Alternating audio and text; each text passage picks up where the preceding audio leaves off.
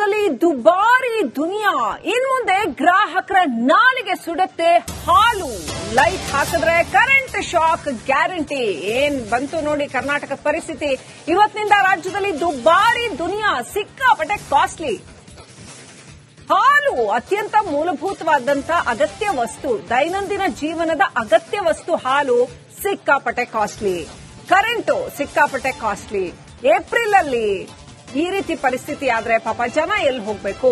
ಹಾಲು, ಮೊಸರು, ವಿದ್ಯುತ್, ಜೀವನಾವಶ್ಯಕ ವಸ್ತುಗಳೇನಿದೆ ಇದೆಲ್ಲವೂ ಕೂಡ ಸಿಕ್ಕಾಪಟ್ಟೆ ಕಾಸ್ಟ್ಲಿ. ಅಷ್ಟೇ ಅಲ್ಲ, ಏನು ಬೇಡ ಅಂದ್ರೆ ಕಸ ಸಂಗ್ರಹಕ್ಕೂ ಕೂಡ ರಾಜ್ಯ ಸರ್ಕಾರ ಟ್ಯಾಕ್ಸ್ ಹಾಕ್ತಾ ಇದೆ. ನಾಳೆ ದರ ಏರಿಕೆ ವಿರುದ್ಧ ಬಿಜೆಪಿ ಹೋರಾಟ ಮಾಡುತ್ತಂತೆ.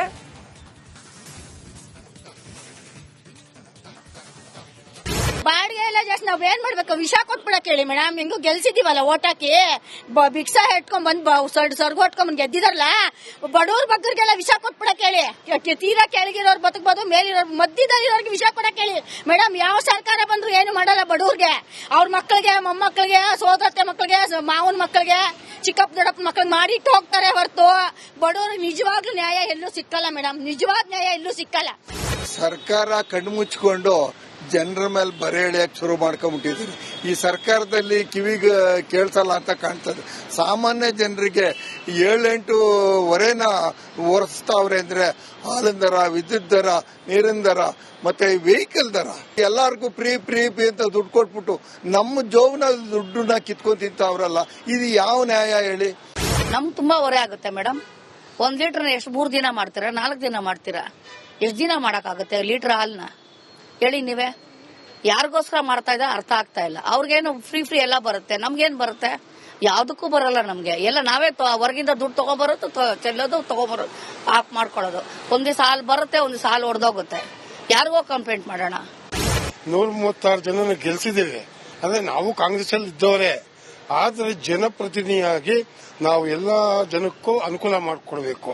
ಈಗ ಲೇಡೀಸ್ಗೆ ಫ್ರೀ ಮಾಡ್ಬಿಟ್ಟು ಗಂಡು ಮಕ್ಕಳ ಜೋಬಲ್ ಕೈ ಹಾಕೋದು, ಇದು ಎಂತ ನ್ಯಾಯ?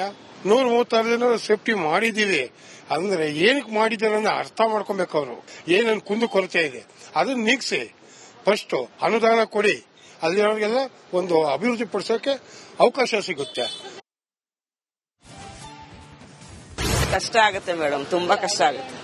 ನಮ್ಗಂತೂ ಯಾರು ಇದಿಲ್ಲ, ಕಷ್ಟ ಆಗುತ್ತೆ, ತುಂಬಾ ಕಷ್ಟ ಆಗುತ್ತೆ. ಅದೇ ಮಗು ಕುಡಿಯೋ ಹಾಲು ಕೂಡ ಜಾಸ್ತಿ ಮಾಡ್ಬಿಟ್ರೆ ಮಕ್ಳು ಏನ್ ಕುಡಿಬೇಕು? ಒಳ್ಳೆ ಪ್ರೋಟೀನ್ ಕೊಡಿ ಅಂತಾರೆ, ಇದು ಕೊಡಿ ಅಂತಾರೆ.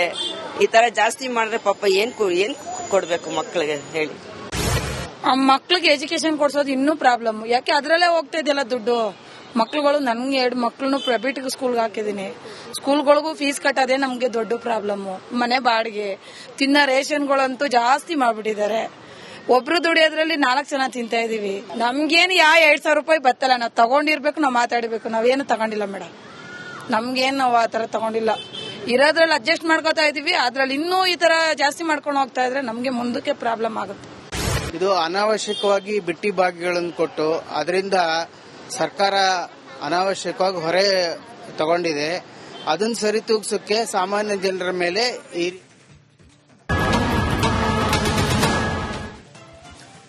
ಇವತ್ತಿನಿಂದ ರಾಜ್ಯದಲ್ಲಿ ದುಬಾರಿ ದುನಿಯಾ ಇನ್ಮುಂದೆ ಗ್ರಾಹಕರ ನಾಲಿಗೆ ಸುಡುತ್ತೆ ಹಾಲು. ಲೈಟ್ ಹಾಕಿದ್ರೆ ಕರೆಂಟ್ ಶಾಕ್ ಗ್ಯಾರಂಟಿ. ಏನ್ ಬಂತು ನೋಡಿ ಕರ್ನಾಟಕ ಪರಿಸ್ಥಿತಿ.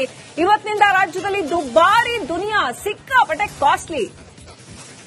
ಹಾಲು ಅತ್ಯಂತ ಮೂಲಭೂತವಾದಂತ ಅಗತ್ಯ ವಸ್ತು, ದೈನಂದಿನ ಜೀವನದ ಅಗತ್ಯ ವಸ್ತು. ಹಾಲು ಸಿಕ್ಕಾಪಟ್ಟೆ ಕಾಸ್ಟ್ಲಿ, ಕರೆಂಟು ಸಿಕ್ಕಾಪಟ್ಟೆ ಕಾಸ್ಟ್ಲಿ. ಏಪ್ರಿಲ್ ಅಲ್ಲಿ ಈ ರೀತಿ ಪರಿಸ್ಥಿತಿ ಆದ್ರೆ ಪಾಪ ಜನ ಎಲ್ಲಿ ಹೋಗ್ಬೇಕು? ಹಾಲು, ಮೊಸರು, ವಿದ್ಯುತ್, ಜೀವನಾವಶ್ಯಕ ವಸ್ತುಗಳೇನಿದೆ ಇದೆಲ್ಲವೂ ಕೂಡ ಸಿಕ್ಕಾಪಟ್ಟೆ ಕಾಸ್ಟ್ಲಿ. ಅಷ್ಟೇ ಅಲ್ಲ, ಏನು ಬೇಡ ಅಂದ್ರೆ ಕಸ ಸಂಗ್ರಹಕ್ಕೂ ಕೂಡ ರಾಜ್ಯ ಸರ್ಕಾರ ಟ್ಯಾಕ್ಸ್ ಹಾಕ್ತಾ ಇದೆ. ನಾಳೆ ದರ ಏರಿಕೆ ವಿರುದ್ಧ ಬಿಜೆಪಿ ಹೋರಾಟ ಮಾಡುತ್ತಂತೆ.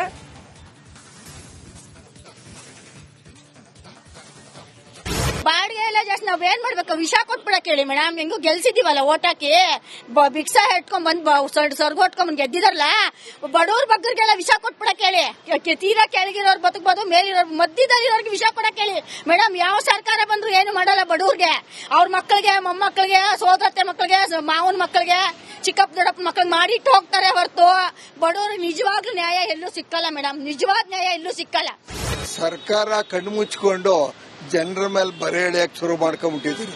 ಈ ಸರ್ಕಾರದಲ್ಲಿ ಕಿವಿಗೆ ಕೇಳ್ಸಲ್ಲ ಅಂತ ಕಾಣ್ತದೆ.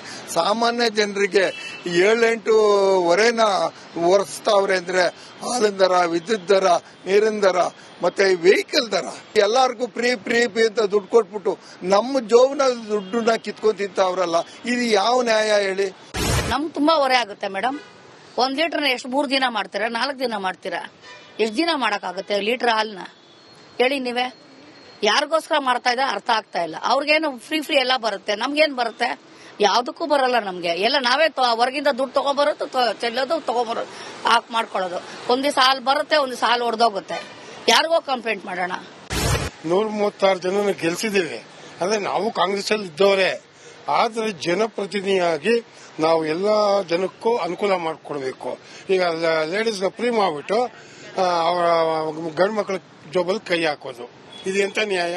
136 ಜನ ಸೇಫ್ಟಿ ಮಾಡಿದೀವಿ ಅಂದ್ರೆ ಏನಕ್ಕೆ ಮಾಡಿದ್ದಾರೆ ಅಂತ ಅರ್ಥ ಮಾಡ್ಕೊಬೇಕು. ಅವರು ಏನನ್ ಕುಂದು ಕೊರತೆ ಇದೆ ಅದನ್ನ ನೀಗಿಸಿ ಫಸ್ಟ್ ಅನುದಾನ ಕೊಡಿ, ಅಲ್ಲಿರೋರಿಗೆಲ್ಲ ಒಂದು ಅಭಿವೃದ್ಧಿ ಪಡಿಸೋಕೆ ಅವಕಾಶ ಸಿಗುತ್ತೆ.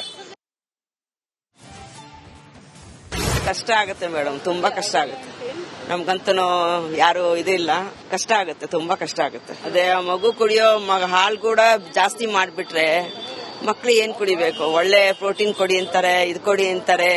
ಈ ತರ ಜಾಸ್ತಿ ಮಾಡಿದ್ರೆ ಪಾಪ ಏನ್ ಕೊಡ್ಬೇಕು ಮಕ್ಳಿಗೆ ಹೇಳಿ? ಮಕ್ಳಿಗೆ ಎಜುಕೇಶನ್ ಕೊಡ್ಸೋದು ಇನ್ನೂ ಪ್ರಾಬ್ಲಮ್. ಯಾಕೆ ಅದ್ರಲ್ಲೇ ಹೋಗ್ತಾ ಇದೆಯಲ್ಲ ದುಡ್ಡು. ಮಕ್ಳುಗಳು ನನ್ಗೆ 2 ಮಕ್ಳನ್ನು ಪ್ರೈವೇಟ್ ಸ್ಕೂಲ್ಗೆ ಹಾಕಿದೀನಿ. ಸ್ಕೂಲ್ಗಳಿಗೂ ಫೀಸ್ ಕಟ್ಟೋದೇ ನಮ್ಗೆ ದೊಡ್ಡ ಪ್ರಾಬ್ಲಮ್. ಮನೆ ಬಾಡಿಗೆ, ತಿನ್ನೋ ರೇಷನ್ಗಳಂತೂ ಜಾಸ್ತಿ ಮಾಡ್ಬಿಟ್ಟಿದ್ದಾರೆ. ಒಬ್ರು ದುಡಿಯೋದ್ರಲ್ಲಿ 4 ಜನ ತಿಂತಾ ಇದೀವಿ. ನಮ್ಗೇನು 2,000 ರೂಪಾಯಿ ಬತ್ತಲ್ಲ. ನಾವು ತಗೊಂಡಿರ್ಬೇಕು, ನಾವು ಮಾತಾಡಬೇಕು. ನಾವೇನು ತಗೊಂಡಿಲ್ಲ ಮೇಡಮ್, ನಮ್ಗೇನು ನಾವು ಆ ತರ ತಗೊಂಡಿಲ್ಲ. ಇರೋದ್ರಲ್ಲಿ ಅಡ್ಜಸ್ಟ್ ಮಾಡ್ಕೋತಾ ಇದೀವಿ. ಅದ್ರಲ್ಲಿ ಇನ್ನೂ ಈ ತರ ಜಾಸ್ತಿ ಮಾಡ್ಕೊಂಡು ಹೋಗ್ತಾ ಇದ್ರೆ ನಮ್ಗೆ ಮುಂದಕ್ಕೆ ಪ್ರಾಬ್ಲಮ್ ಆಗುತ್ತೆ. ಇದು ಅನಾವಶ್ಯಕವಾಗಿ ಬಿಟ್ಟಿ ಭಾಗ್ಯಗಳನ್ನು ಕೊಟ್ಟು ಅದರಿಂದ ಸರ್ಕಾರ ಅನಾವಶ್ಯಕವಾಗಿ ಹೊರೆ ತಗೊಂಡಿದೆ. ಅದನ್ನ ಸರಿತೂಗಿಸೋಕೆ ಸಾಮಾನ್ಯ ಜನರ ಮೇಲೆ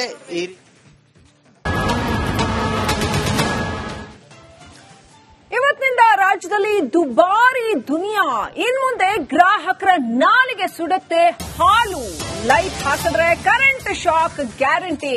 ಏನ್ ಬಂತು ನೋಡಿ ಕರ್ನಾಟಕದ ಪರಿಸ್ಥಿತಿ. ಇವತ್ತಿನಿಂದ ರಾಜ್ಯದಲ್ಲಿ ದುಬಾರಿ ದುನಿಯಾ, ಸಿಕ್ಕಾಪಟ್ಟೆ ಕಾಸ್ಟ್ಲಿ. ಹಾಲು ಅತ್ಯಂತ ಮೂಲಭೂತವಾದಂತ ಅಗತ್ಯ ವಸ್ತು, ದೈನಂದಿನ ಜೀವನದ ಅಗತ್ಯ ವಸ್ತು. ಹಾಲು ಸಿಕ್ಕಾಪಟ್ಟೆ ಕಾಸ್ಟ್ಲಿ, ಕರೆಂಟು ಸಿಕ್ಕಾಪಟ್ಟೆ ಕಾಸ್ಟ್ಲಿ. ಏಪ್ರಿಲ್ ಅಲ್ಲಿ ಈ ರೀತಿ ಪರಿಸ್ಥಿತಿ ಆದ್ರೆ ಪಾಪ ಜನ ಎಲ್ಲಿ ಹೋಗ್ಬೇಕು? ಹಾಲು, ಮೊಸರು, ವಿದ್ಯುತ್, ಜೀವನಾವಶ್ಯಕ ವಸ್ತುಗಳೇನಿದೆ ಇದೆಲ್ಲವೂ ಕೂಡ ಸಿಕ್ಕಾಪಟ್ಟೆ ಕಾಸ್ಟ್ಲಿ. ಅಷ್ಟೇ ಅಲ್ಲ, ಏನು ಬೇಡ ಅಂದ್ರೆ ಕಸ ಸಂಗ್ರಹಕ್ಕೂ ಕೂಡ ರಾಜ್ಯ ಸರ್ಕಾರ ಟ್ಯಾಕ್ಸ್ ಹಾಕ್ತಾ ಇದೆ. ನಾಳೆ ದರ ಏರಿಕೆ ವಿರುದ್ಧ ಬಿಜೆಪಿ ಹೋರಾಟ ಮಾಡುತ್ತಂತೆ.